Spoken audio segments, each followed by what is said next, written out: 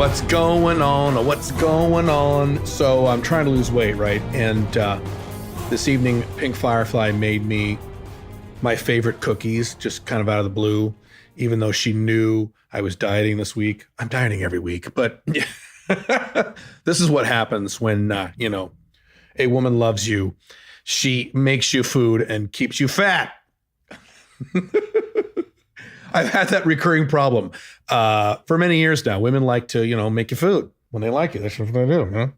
Even the women who don't necessarily want you chubby, the women who, like Pink Firefly, would prefer that you look better. But even those women are like, oh, do you want some cookies? I made you some cookies. Do you want some cookies? Here's some cookies, your favorite kind. Oh, God damn it. All right. So I ate like 3 or 4 cookies and there goes my calorie account for the day. Yay. Anyway, this is Caleb Jones. This is the Alpha Male 2.0 podcast. And several days from now, December 1st to be specific, is the deadline for the Focus program. And I'm not going to sell you on that in this podcast, but it's related to the topic I wanted to talk about today. So the Focus program, really fast. And I'm not going to go into detail about it because it's really not for everybody. It's only for guys who are very serious. It costs several $1,000s. But it is when you and I coach personally, where I work with you personally for an entire year, all of 2021, and you plus a small group of guys, and you also get all of my courses and all of my books for free as part of the program. And it's for guys who are very serious, and it's guys where I work with you one-on-one over an extended period of time, which is something I haven't really done other than the Focus program, which I started this year in early 2020. And I've done a lot of coaching, of course. I've done a lot of consulting, but I haven't done this thing where I have a long-term, long-term as in a year, coaching relationship with my customers, my clients, under an Alpha Male 2.0 coaching model. It's the first time I've done this, and it's really enjoyable. And I was thinking back to my coaches. So, as always, I walk my talk. Everything I sell to my audience are things I am doing and things that I have purchased. So I sell ebooks. I have been buying ebooks on the internet for, almost 20 years, since the early 2000s. I remember my first ebook I bought was a book on how to do cold calls. I bought that ebook, around the year 2000, 2002, somewhere in there. And it cost me like $95. And it was an ebook. So I buy ebooks to help better my life. I buy online courses. I've purchased several online courses and I sell online courses. So it's not like I'm trying to sell you on something on things I don't do. Everything I sell, I buy myself from other people, including coaching. I have coaches. I have some right now. Very high-end guys, very expensive, very, very, very expensive, far more expensive than anything I charge for coaching. Holy crap. My coaches are guys who make, hardcore 7-figure incomes. And these are guys who make 7-figure incomes and work like 2 days a week. Amazing. These are my coaches. So I always try to coach above, which is what you should do when you work with a mentor or a coach. This should be someone who has already accomplished those things that you want. And this isn't anything new for me. I've had coaches in the past. Now, I haven't had coaches consistently. And early on in my business career, I didn't really have a coach or a mentor. I had mentors, but they were somewhat distant and sporadic. They weren't regular mentors or regular coaches. But later in my business life, certainly into my 30s, I remember the first time I hired a coach. I paid him an hourly fee and something like $150 an hour. I think that's what he charged. And this was back in like the late 90s. That was a lot of money for me. I was really scared to pay this guy money. But this was a very successful guy. He had started a bookkeeping accounting company and multi-millionaire, older guy, had a lot of respect for him.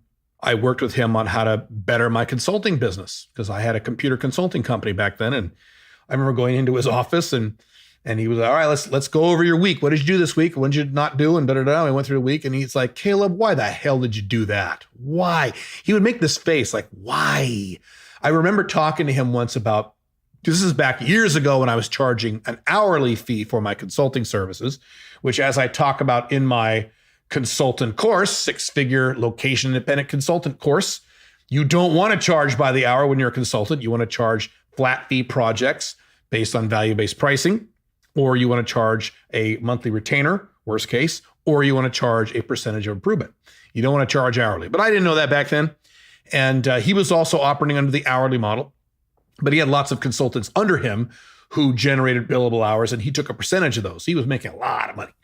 And he was going through my week. He was helping me with my time management. I remember saying to him, okay, so I have these billable hours that I can bill directly to clients. And then I have this non-billable time, which is like my admin time for my company, which I can't ethically charge to my clients, right? And he said, right, you can't. I said, okay. But I said, when you get a new client, when you pull on a new client account, yes, it generates new hours, but it also generates some percentage of time that is new for that client that you really can't bill to the client. And he made this look on his face. He goes, why? I said, well, what do you mean? I don't even remember his name. Was his name Dale? I don't remember his name. Isn't that crazy? My first coach. And he really helped me a lot. Damn, I don't remember his fucking name. It was, we're going back 25, 30 years ago. I'm an old man. But anyway, he would say, no, Caleb, no. When you get a new client and you're operating under an hourly model, every bit of work, every penny of expense that is generated directly because of that client must be billed to that client. And I said, oh, okay.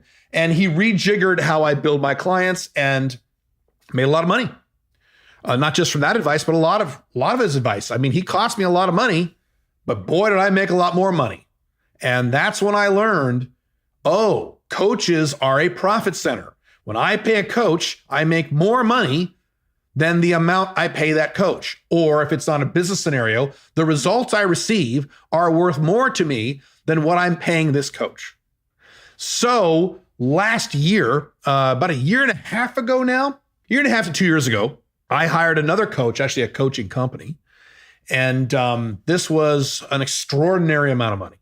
It was an flat annual fee, very similar to the Focus program, but many, many times, many multiples more expensive than my Focus program. It was very, very, very, very expensive. It was only for entrepreneurs who have their own companies and are already making a certain amount of money, a very high six-figure amount, and which I make. And so I had to really wrestle with, is this going to be worth it? Can I make back 2x, 3x, 5x, 6x the amount of money I'm going to spend on this? And if I can, how long will it take? And I bit the bullet and I did it. And I ponied up the money and it was tax deductible. That's the good news, just like the Focus program is. When you pay a business coach or a career coach, a coach that helps you in any aspect of business, that is a tax deductible expense. So it actually costs less than you think because it's tax deductible.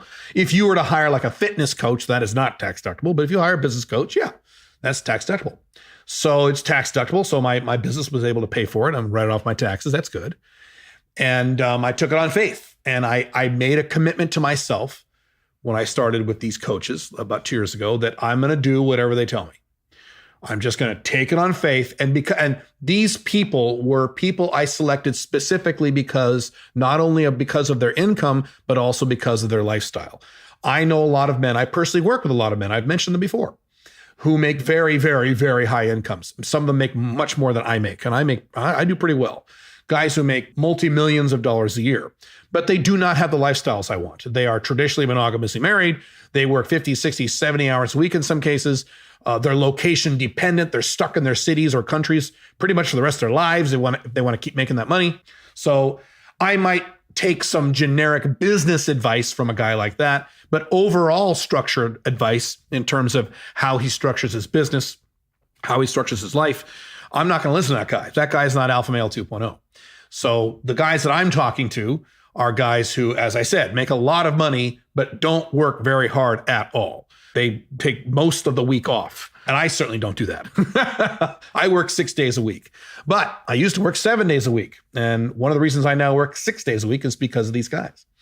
So I was able to reduce my work hours and increase my income. So far it's worked. It's been a while, but it's worked, even though it was a lot of money.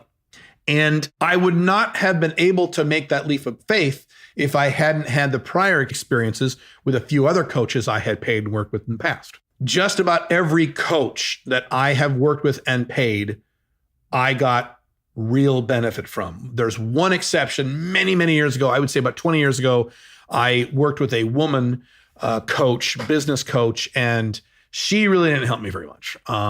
Very nice person, very nice lady. Saw her a few times.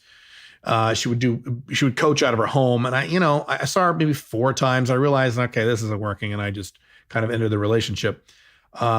She helped me a little bit, but I didn't make, more money because of what she said, but it was only 4 sessions. And I'm pretty sure, yes, I was paying her hourly as well. But with that one exception, every other coach that I have paid money to, and there have been some coaches and coaching companies I have paid an extreme amount of money to, I have made money on. And that includes, by the way, one of my all-time mentors, a real mentor, Brian Tracy, for those of you who know who he is. So for several years in my late 20s and early 30s, I joined a program he had, a coaching program he had with several $1,000s a year. And I had to fly out to, the San Diego area several times a year to meet up with him. And very scary, very intimidating, because this was a guy who I read his books and I listened to his tapes. We had audio tapes back then in the 90s. And I looked up to this man, and to meet him was a fulfillment of a big dream I had for a long time. And he coached me on a lot of things. And boy, did he set me straight on a lot of stuff I was doing wrong. And he's one of the reasons why I was able to make the transformation I talk about in The Unchained Man, where I laid off all my employees. I shut down my office. I moved my office into my home, and I cut my work. I don't remember the percentages now. They're in the book. I cut my work hours almost in half, and then pretty much almost doubled my income. Half the amount of hours per week and doubled my income at the same time. He was instrumental in that. I would not have been able to do that had I not hired him as a coach and spent that money. This is why I am able to talk about my coaching services to my audience with the level of confidence that I do, because I know for a fact that I can help people I coach. And the reason I know that for a fact is, A, I've coached a lot of people who have done what I said and improved their lives. And of course, there's some people I've coached who didn't do what I said and they didn't improve their lives, but that's their problem. And I have used coaches, and to this day, I still use coaches to benefit me, and they have benefited me, even when they cost me a lot of money. But it doesn't matter if they cost you a lot of money in terms of business, because you're going to make far more money on what they're telling you if you do what they say, which circles all the way back to why I said when I started with these new coaches about 2 years ago, I'm going to do whatever they tell me, because I know from personal experience what happens when you coach with someone. This happens to me when I coach with people sometimes. You coach with someone and they go, oh yeah, this is great. Oh man, this is great stuff. I'm going to do this. And then they don't do it. And they don't get the benefits from what I told them because they didn't do it. So they paid me a bunch of money for no reason. So obviously, if you work with a coach who costs you money, you need to do what he fucking says, or else you might as well not have hired him. So whenever I hire a coach, and I'm really good about this, I mean, I'm almost beta about this, borderline beta, because beta's not the word. I'm very compliant. When I go into a new coaching scenario, when I have hired a coach, I just put it on faith and I say, you know what? I paid this money to make these improvements in my life. So I'm going to do whatever this coach tells me, even if I think it's stupid, even if I think it's insane, even if I disagree with it philosophically. Now, to that point, you're going to have to, if you're my coach and I disagree with some of your advice, I am going to push back. I'm going to say, why the fuck do you want me to do that? That sounds insane. And you're going to have to show me with facts and logic, just like anything else, why that's a good idea. And there were a few things, not most things, but a few things they told me to do where I said, wait, what? Why? What the fuck? In other words, I was acting like the coach I hired 20 years ago. I'm like, why? Why do I have to do that? Why do you want me to do that? I get this and I get this and I get why you want me to do this. But why that? That sounds really fucking weird. One of them was taking a free day once per week. They call them free days. Taking an entire day where from midnight to midnight, you literally don't do any work. You don't even think about your work. You can't read any business books. You have to do something completely fucking different. You can't check a single email. You can't check your phone for your work. Nothing for an entire day. And you want to do as many days of that you can in a given week, but a minimum, do it once a day. And I pushed back on that. I said, why? Why can't I just check my email? Why can't I just do this? Why can't I just take a day where I cut back just a few hours a day? Why? And I pushed back and they convinced me. They said, well, I'm not going to go into the details about that here, because a lot of their advice may not apply to you based on your current socioeconomic status and current income. If you're building your business from the ground up, you don't necessarily want to take a day off a week. I wouldn't. I certainly didn't when I was building my businesses, but I have more mature companies now these days, so I can do that.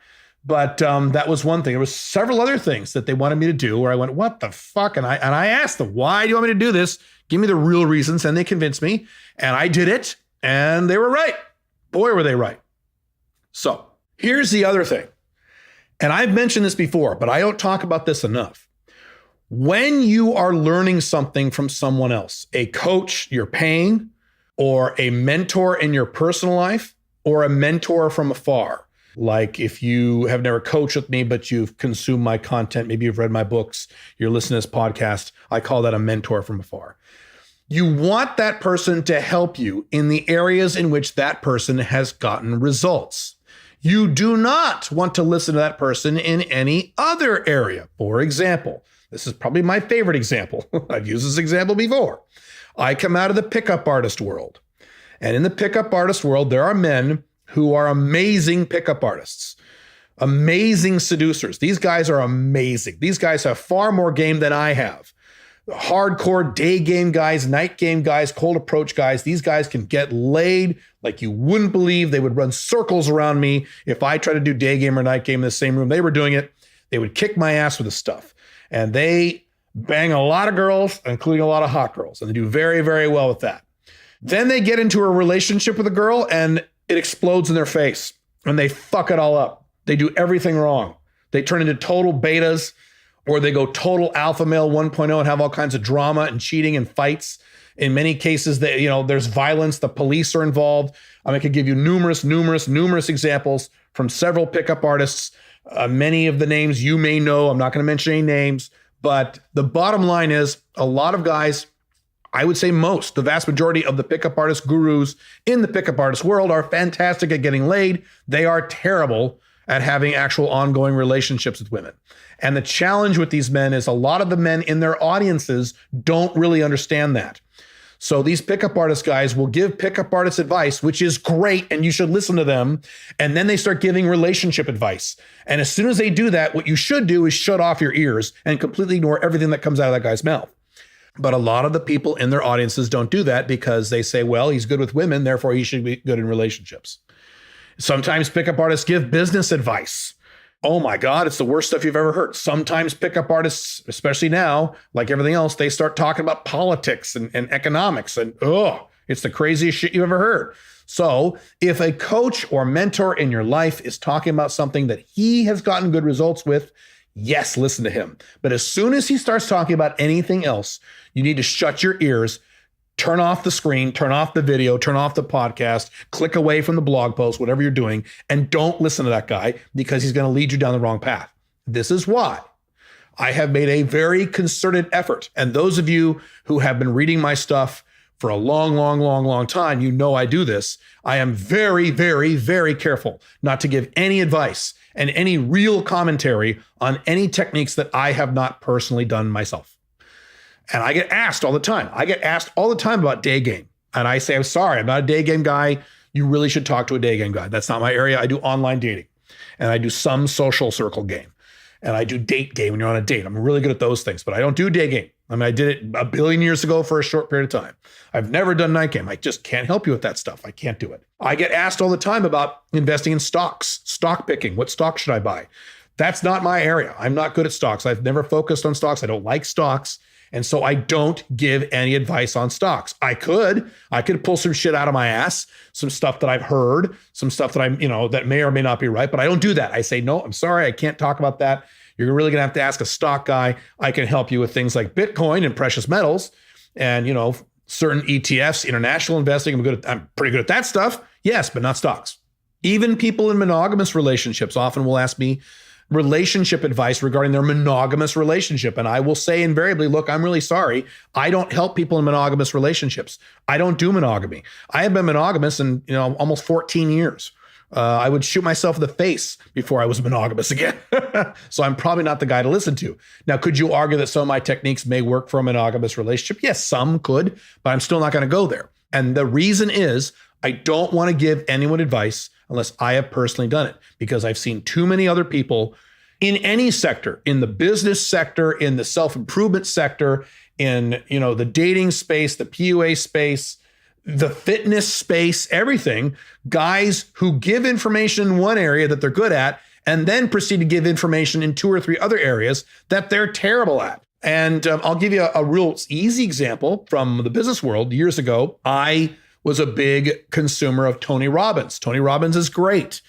I listened to his cassettes. It was called Personal Power back in the late 80s when he was like 28 years old. And I would listen to those cassettes over and over and over and over. And it was good stuff. It's stuff that still works to this very day. Fantastic content. Very, very good stuff. Tony Robbins is for real. He's the real deal. He really does help people. And what he talks about really does work and really does help. Now, here's the problem.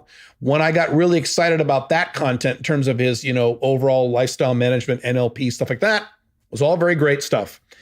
Then he started releasing content on other topics. So one thing he did, he released a time management course. And time management's my thing. I'm like, oh, cool. So I got this course and it was kind of lame. It wasn't terrible, but it kind of sucked. Then he released an investment package on how to do investing. And I bought it. It was something like $200. This is many, many years ago. Kind of a lot of money for many, many years ago. It was an investment audio package. And I listened to it. And basically, all he said for, 5, 6, 7 hours was invest in the stock market. That's pretty much what he said. It was all a bunch of fluff. It was terrible. It was awful.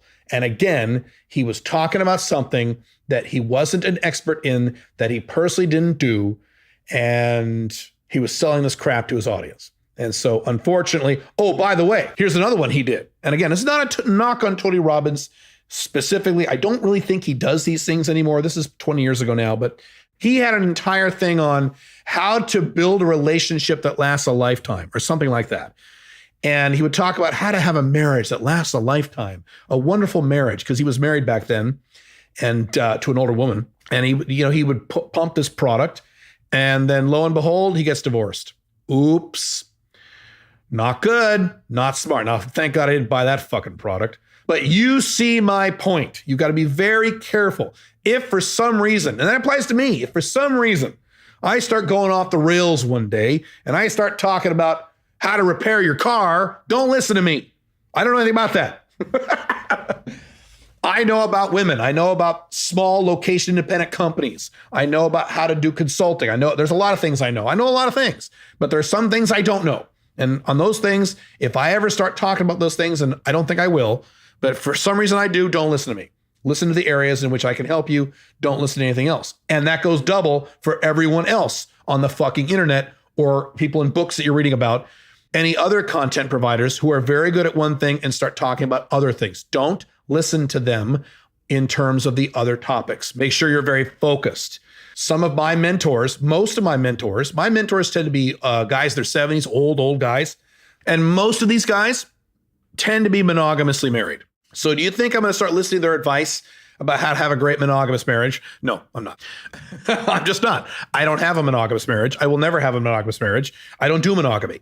So even though I love these guys to death and they can help me out a lot in my business life, maybe my investment life, other areas of my life, and maybe my overall lifestyle design, I'm not going to listen to them in terms of their monogamous relationship management. Now, again, could there be some aspects of their marriage that works for them that could work for my non-monogamous marriage with Pink Firefly? Maybe, but I'm still not going to go there. I'm just going to be double safe on that stuff. But here's the bottom line of this entire podcast. Working with coaches, even if that coach is not me, and I'm not saying you have to hire me as a coach. You don't have to. I'm kind of expensive anyway. But working with coaches does work. Obviously, you can't just pick anyone off the street. But working with someone that you know for a fact has accomplished the things that you want, paying them money to have them personally help you accomplish those same things is a good idea. And that can be in any area. Matter of fact, as I record this podcast, I am looking seriously at, for the first time in my life, hiring a fitness coach. I'm dreading doing it because there's a number of reasons I don't want to do that, but I probably are going to have to do that to get the results I want. And fine. And I promise you, if and when I do that, I'm going to do whatever he tells me. Same deal. It's the same deal all over again. But if this has worked for me, working with coaches, it will work for you. in any area in which you need help. You can get coaches in any area. Now, I would not hire really quick. I would not hire a life coach. To me, that's airy-fairy woo-woo bullshit. That doesn't mean anything to me. A life coach, what the fuck does that mean? I would hire a coach for a specific area of your life where you want specific improvements. A dating coach, a business coach, a time management coach, a fitness coach, maybe even a relationship coach if you are living with someone, something like that. That is what you want to do, and they work. They will work. And sometimes you have to follow the rule of three. Maybe you hire a coach for the first time and maybe he sucks. Like that woman I worked with years ago. Maybe she's not that great or he's not that great. Great. You fire him and then go get someone else and try that person. And maybe that'll be the person for you. And obviously you want to spend the amount of money that you can afford. If you make $25,000 a year, you're probably not going to whip out $10,000 to hire an expensive fancy coach. Probably not.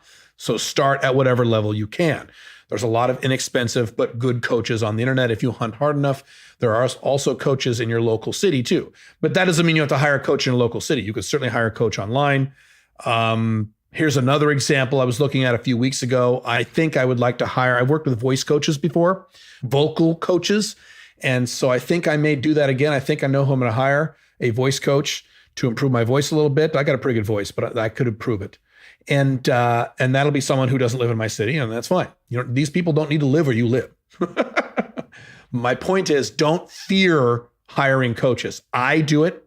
I've done it. I'm doing it right now.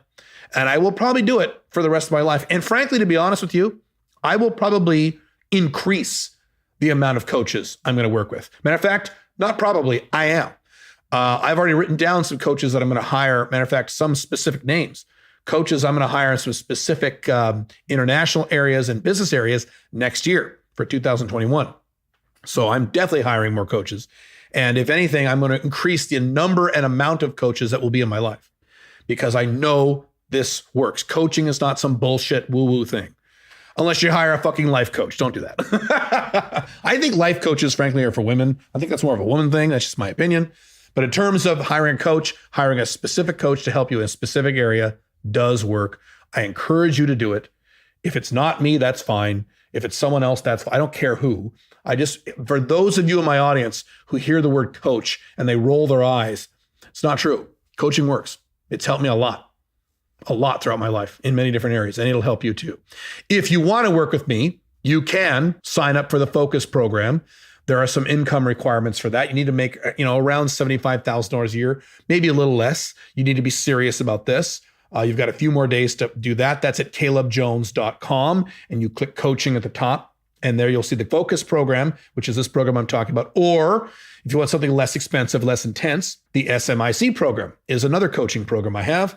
That's a lot less expensive. Anyone can go join that program if you like. We have lots of audio training there. We have Q&A sessions twice a month with me personally. A lot of stuff there. It's very fun, very enjoyable, something I really enjoy doing. It's something that a lot of guys get a lot of benefit from. And if you're interested in neither of those things, that's fine. Hire a coach in some other area that you want. Perfectly cool with me. I don't care. I'm Outcome Independent. I'm Alpha 2.0. I just want you to be a happier person and a more successful Alpha Male 2.0. So any coaches you can hire for that, please do it. Don't poo-poo this. Try it once. Try it out. And again, it doesn't have to be me. I'm not selling you on my stuff. You don't have to do me. You don't have to hire me. You could hire someone else. Perfectly fine. But try it once. Try it out.